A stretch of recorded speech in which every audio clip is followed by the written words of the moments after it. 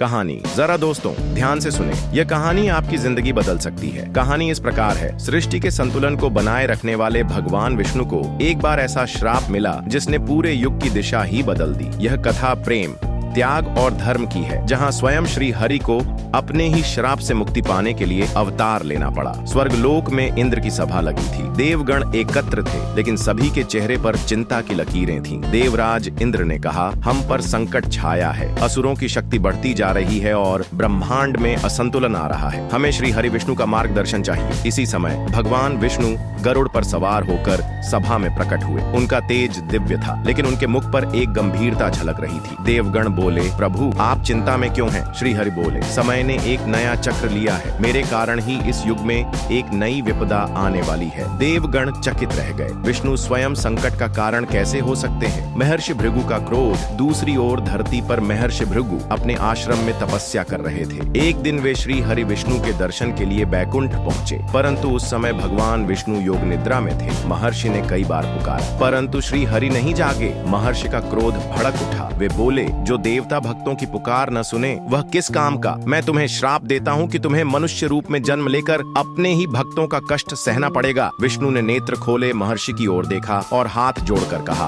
आपका श्राप सत्य होगा मुनिवर, लेकिन मेरा यह अवतार भी धर्म की रक्षा के लिए ही होगा। विष्णु का अवतार युग बीते और समय आया भगवान विष्णु के अवतार का। वे राजा दशरथ के पुत्र के रूप में जन्मे, राम के रूप में। उन्होंने न केवल धरती पर धर्म की स्थापना की, बल्कि अपने ही श्राप को भी सार्थक किया। उन्होंने रावण का वध कर अधर्म का नाश किया और यह सिद्ध किया कि भगवान अपने भक्तों के लिए कुछ भी सह सकते हैं। श्राप का अंत रामावतार के अंत में जब श्री हरि अपने लोक लौटने लगे, तब महर्षि भृगु पुनः प्रकट हुए। उन्होंने श्री हरि से कहा, प्रभु आपने अपने भक्तों के लिए जो कष्ट सहे, उससे मेरा श्राप भी धन्य हो गया। अब आप इस श्राप से मुक्त हैं। भगवान विष्णु मुस्कुराए और बोले, हे महर्षि, यह केवल श्राप नहीं, मेरे भक्तों के लिए मेरा प्रेम था। मैं बार बार जन्म लेने को तैयार हूँ, यदि इससे धर्म की रक्षा हो समाप्ति। युगों तक गूंजती कथा, यह कथा हमें यह सिखाती है कि भगवान विष्णु अपने भक्तों के लिए किसी भी परिस्थिति को स्वीकार कर सकते हैं। उनका हर अवतार धर्म और सत्य की स्थापना के लिए होता है। यह श्राप केवल एक संयोग नहीं था, बल्कि एक योजना थी